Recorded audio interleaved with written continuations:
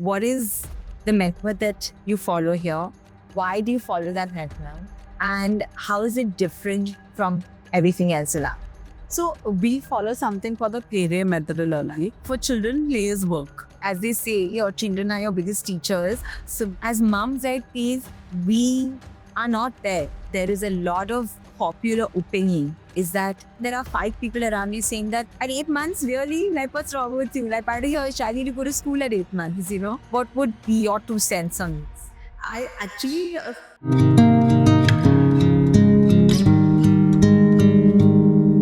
Mumbai is one of the toughest cities to live in.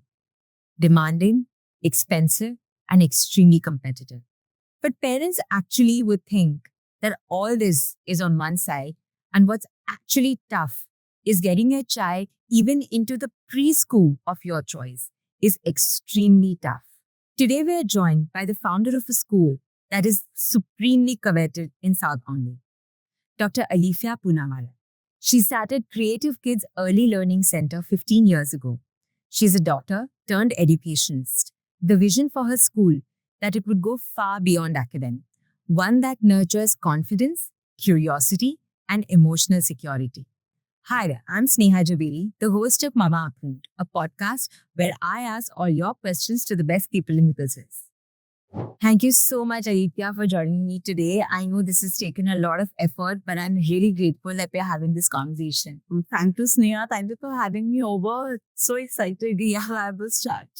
So, I have to admit that I come with a little bit of bias because both my children have come to this school. But I genuinely tried to do a lot of research to poke some holes today that I was like, okay, let me just ask parents, families, and I could not come across a single child or a single parent who was unhappy with Creative Kids. I think in a place like Bombay, that's saying a lot because parents are competitive, schools are competitive, we live in one of the most competitive environments. And I think you're doing something seriously right. It just comes from the heart. I think it's just that, just the love and passion will kind of then reflects in your work. I think so. For you to definitely, I definitely think so. I basically want to ask you about the method that Creative Kids follows in terms of structure. So, what is the method that you follow here? Why do you follow that method? And how is it different from everything else around? So we follow something called the play methodology.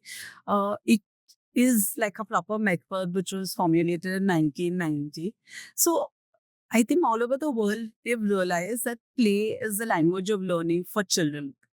For children, play is work. Yeah. Oh, So that is how they learn. I don't know if you've noticed, if you get some child a new toy, they would kind of properly get into it, be with it all the time till they perfected it. Yeah. It's like a puzzle or a new toy or a book.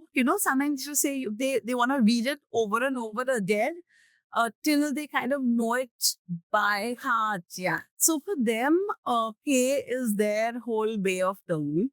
And even the most difficult things can be kind of fraught if it's play based and if it's hands on and, they're kind of getting to do everything with it. So I think all your skills that you need to develop, you just have to kind of make it into the play playway method. Right. So while they're playing, they're just learning. So even like their motor skills, language skills, something like dinosaurs, which is such an abstract concept.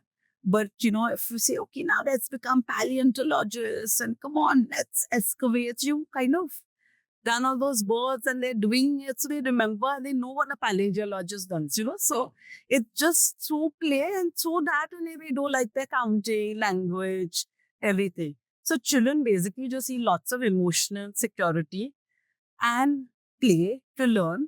So when we realize that this works, Yeah. we just kind of adopted it and said, okay, this is the best. And what we've done is we've added a lot of field trips to it. So in case like we're talking about insects, I mean, if we go to the park and we actually show them how an anthill looks, or which leaves the caterpillar eats to become a butterfly. So then it just kind of that becomes memory. Yeah, you'll never forget it. when you've seen those ants walking together, you'll know that that's how they function. Yeah. So it's just very simple with Yanam. And so we just adopted it. And so I think other methods, when you're kind of doing a rote learning, then it's kind of, they're focusing on the process or the outcome, and we are like more focusing on the understanding. Right. So I think that's where it kind of little differs. Yeah. And it just there's a lot of self-confidence because they are doing everything. Yeah. Is this a new, different method, or is this a traditional method? Or So the playway method is now kind of adopted a lot. Yeah. This is the new method which people feel it works the best. And then of course everyone tweaks according to their own way. So I realize along with play, you also need to have some structure. You need to do some formal work because you are then preparing them for their life skills, for big school, all of that. So we kind of do like a 70% play and a 30% structures, little structured work, but that is also flexible. If one child can't do it or doesn't want to do it, it's not hard. Right. So I think through these so many years of being with children, kind of understanding what works and what doesn't, we've formulated a new method. yeah. Not a new method, our own method. Yeah. And we also continuously learn newer things that come out now with, it's so easy to learn from all over the world. And so I think we keep incorporating newer things, and lots is changing even in this field. So I think Kyan has to keep upgrading and upskilling. So you're also very, very well known for your mother toddler program, which not many schools offer. And you do it yourself. And I have to admit that when I signed up for the mother toddler program, it was just something I was doing, that a check mark, that okay, I'm a working mom and I'm guilty anyway, so I have to do this at least. But I was amazed at A, how much fun it was for me, and B, at how engaged the kids were for one entire hour, even at 8 months. Right. According to you, is this something that mothers should actively think of doing? Because the reason I'm asking is that there is a lot of popular opinion, especially in Indian families. You know how it is. So there's always that chatter, and the new mother who's anyway unsure, you might want to do it, but then there are 5 people around you saying that at 8 months, really? Like, what's wrong with you? Like, why do your child need to go to school at 8 months, What would be your 2 cents on this? So I just feel it's a lovely transition for a child from home to school to be able to do the parent toddler with their parents. You have somebody coming in, not suddenly being pushed into a new school environment. So I think that works really, really well because then they're so used to this place. It's a happy place. So then transition, getting into like regular play school and all is so easy for them. Yeah. They're used to that. Yeah. For children, I feel it sets a routine. It helps in their social because they're meeting so many new children and all of that. So it really helps in all of those skills. For parents, it's pretty de-stressing because when you talk to other parents, plus you learn, as a first-time parent, you learn skills and, what songs to sing or how to do activities, how even like the simplest thing can have a lovely learning experience for the child. I think it's so much bonding. Like you realize that 1 hour you're properly, being there with your child. So I think these are the advantages. In case you can't do it, it's not like the end of the world because a lot of people are working. So I think it doesn't really build on milestones, but it builds on a good foundation for the children. Yeah. So I think it's not like it helps like them do things faster. Yeah. But it's just like the foundation gets so strong and it's like a really fun environment to be in. So I also feel like everything's changing, right? Like when we were kids, we used to sing a set of nursery rhymes, which now are obsolete. Now nobody sings those nursery rhymes anymore. So I feel like when you do this, my opinion is that when you do this parent-toddler program, as you said, you're actually exposed to what's going on today, because we have, even from my older one to my younger one, things have changed. The songs have changed. it's a baby shark, everything has changed. So, I just feel like it's nice to be in a space where it's you're a little more wicked. I actually sometimes meet our parents who been in a parent thought were like 7 years back, 10 years back, and they get in touch with everybody. Yeah. So it's such a good social connection to form even for the parents and the babies. Yeah. When a parent is choosing preschool, I feel emotional safety and resilience, of course, there are two things that most people, even without really noticing or thinking about it, people are actually thinking about it when they're choosing their preschool, right? How would you advise young parents to, even if they're not going to your school, but when they're choosing a preschool anywhere in the world, they're also laying this much importance on these two things? The most important is I think how the teachers speak to the children. Children are so sensitive, and how the school approaches that, how they deal with the emotional, like sudden emotions of a child, like say like when a child is scared, or when a child is upset. How are they going to deal with them? How their routines are, if they're very uh, you know, if they're very flowing, they're not too strict about too many things. I think a school should go at the pace of a child. Yeah. So I think these are some of the things parents can look at. Most important for children at this age is their emotional security. So if the school is giving that, I think that's the critical thing at this stage. And what would, according to you, be the signs that a parent can look out in their child that the child is not really happy or adjusted in that particular system or that particular school? Or because obviously what happens in school, sometimes there's no way parents can win. But there are definitely telltales sometimes at home where we as parents kind of overlook it because they're too young, so they can't talk about it. But there are certain things that possibly that maybe parents can look out for. And if this happens, that means your child, it requires little attention. Yeah, that's what's happening.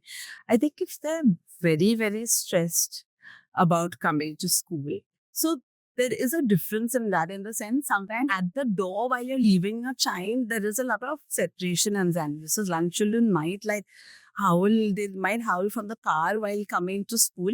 But if at home they're like really, really stressed, you feel that are very quiet or very aggressive. Yeah.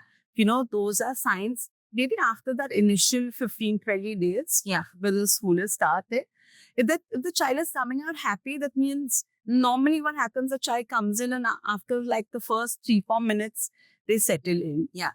But if you feel your child has been upset through the whole time and this is continuing for quite some time, then maybe you have to relook it. Also, if you feel that teachers are giving you a lot of feedback on, the behavior of the child. Yeah. So if it's a big concern to the school, because there are some children who are over playful, like, don't want to sit down. And if that's a problem for the school, then what happens, the child senses it because the teachers are continuously giving the negative kind of, instructions and telling them not to do so many things. And I feel that affects the child. So if you feel you're getting a lot of that, maybe then it's a mismatch between what the school wants from the child and how your child is. So I think if that is there, then it's better for them to be happy than to be in like a particular. And so if they're really happy about it, I think that's the best for your child. So, I was actually obsessed with older one was growing up because first time mom and COVID and, all of that and so much anxiety of no play school and straight nursery. Did my child lag behind? And, all those questions. So I remember making flashcards, showing her flashcards, doing all those sensory readings and, all of that myself, DIY, And now with my younger one, I don't do anything. So I just want to ask you, for all the young mothers, first time or second time mothers, that what really is expected from a mother, for this age group? Like, is it expected that you do some follow up at home? Or is it expected that you just be and let your child be? So I think what you said, just be and let your child be, is the best. You don't have to have another school at home. Okay. Okay. So let teaching stuff be done at school. But a child actually is in school for just 2 hours and is at home for such a long time, right? So if you involve them in daily routine, Yeah. give them opportunities to be a part of whatever's happening around the house. Yeah. There's so much learning, like when festivals are celebrated, the way you communicate with your child. So I always say read a lot, Yeah. have lots of conversations, Yeah. be a present parent. Yeah. So when you're with your child, like be there. Even if it's a 10-minute bath time, can be made so much fun. So all your sensory, so you don't really have to take a lot of pains that when you're with your child, like be there. I feel like most of us are not there in the moment. And that is our greatest learning as moms, because as they say, your children are your biggest teachers. So as moms, I feel we are not there. When you're with your child, you're thinking of the next task. So I think is important. Yeah. Because you keep reminding yourself then, oh, okay, no, I need to be. And children are very perceptive.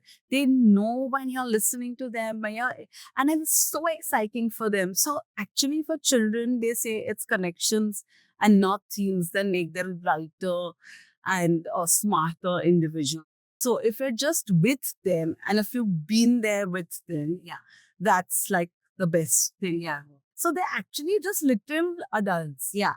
Yeah. So the same thing, like you're with your friend and imagine she's like so, getting in something else or distracted, how you would feel. Yeah. And if she's really doing something fun with you, it's so much joy. Yeah. So whatever you're playing with them, if you're just have fun, take them out a lot, show them everything, talk to them about everything, talk to them like adults.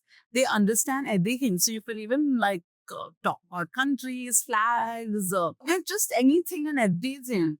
But that's exactly because I remember doing this so much with my older one, because I was just like, oh, what if she lags back? And I know sure that there are tons of parents who think like that, which I just revise everything. And with my younger one, I can see that I don't need to also. I don't know whether my older one needed it or not, but I know for a fact that when I just leave, when I'm just being. Yeah. She's learning, looking at your older one, learning from you. Yeah. So I think they just learn by just observing what's around them. Parents often stress about their children falling behind or maybe not meeting their milestones, whether it's in speech or whether it's in social situations and all of that. And as mothers, we are constantly stressed about this, right? But there is some level at which you don't need to stress. And then there is this point at which you do need to stress, and then you do need to seek some professional guidance or something like that. Where is that point at which you chill and that point at which you get slightly more proactive about seeking professional guidance? It's really, really important because we've seen parents who are really stressed about children being behind, and some parents who get very anxious and touchy if you tell them anything is a mess. So you could start talking at 15 months and you could not talk till 3 years, and that's like the normal way. Yeah. You could be walking at 10 months and you could not walk till 18 months and just start walking at that point, which is fine. So I just feel you should see how the child is progressing. Yeah. If you see there is, steps going ahead towards the right direction, if you feel they're babbling first, and, then maybe they're kind of trying to say a word. Yeah. So then they're moving ahead. If you see that there's no progress, they're not something to be concerned about. But I think you should always ask your pediatrician or like a teacher, whoever's seen the child and has seen many children. So I think that's the best thing to do rather than get anxious. And please don't compare. Like, don't compare your own two children, also don't compare, because their milestones will be very different. Right. So I think just see that the child is progressing at his own pace and doing, one step at a time. Yeah. And then if you need guidance and if you take it at the right time, most of these things are things that are reversible And very quickly, the child can pick up and get normal health. So, don't even be stressed about if you need like an OT or if you need speech therapy. Yeah. If you go into it at the right time and if you help your child, very fast they pick up. What is important also is to destigmatize taking help. Yeah. Because I think what happens is that with most of us, maybe as Indian families, we associate help with I'm not good enough. Or there's something wrong, there's something wrong with me or my child. So I feel like that, I hope slowly, you'll know better, but slowly, I hope that's changing. You see the wonders, you just see the wonders sometimes with, little more assistance. Yeah. Even the parents swing a little more. Yeah. Even if not really helping, but if just a child needs a little more help just to be there, and sometimes even because of their own development. Yeah. Just few months more and they Sure. changes. Yeah. So don't only stress about it, but if you need help, Yeah. you must take it at the right time. Right. So the age of 0 to 5, what is really important in this age? Because I'm assuming from our conversation that it's not really elevation, it's not milestones, it's none of that. What really holds importance in this phase of the child's life? So I think it's all like the emotional security, being there for the child, accepting them the way they are. So I want to tell you this really interesting story about this little boy who was very active and he could, his body was very agile and he would do all kind of tricks. He would walk on his hands and he would climb down steps and on his hands. And, normal parents would be like, what are you doing? Why are you doing this? Can't you be like normal? All the normal children. Yeah. Like, but this mother, so the child's name is Bart Connor, and this mother was like, oh, my child can do this. Yeah. And she took him to a gymnasium, and that was the best thing that ever happened to him. For him, it was like he was in Disneyland. Yeah. And he would want to be there all the time. He practiced. And 10 years later, he represented the US in Montreal in the Olympics, and he was like one of the most decorated gymnasts. So just be there with your child, respect them, encourage them, because they only look at us for encouragement. And they see it in our eyes when we are saying that you're really good. So just give them lots of encouragement, because then you give them wings to fly. Be confident in them, tell them you can do it. You're perfect the way you are. You don't have to say you're the perfect person. You're just perfect the way you are and what you want and what your skills and talents are, because everyone has something that they're really special at. And just imagine if that mother didn't do that, how wrong. So if you could be that parent who could recognize if your child loves singing or dancing, or if it's a dreamer, they want to do their own thing, let them, let them. So I think that's if you have a parent like that, I feel the parent is the most important in what the child becomes. Yeah. So to have a very safe, a very regularized home environment is the best thing that you can give your child from 0 to 5. Oh my God, this has been so lovely. Thank you so much. I'm sure this is going to help so many people. Not just make choices of preschool, but I think we've actually gone deeper into talking about something that is so beautiful. Thank you so much for making your time. Thank you so much for hearing this podcast. If you like content like this, like, share, and subscribe to my channel.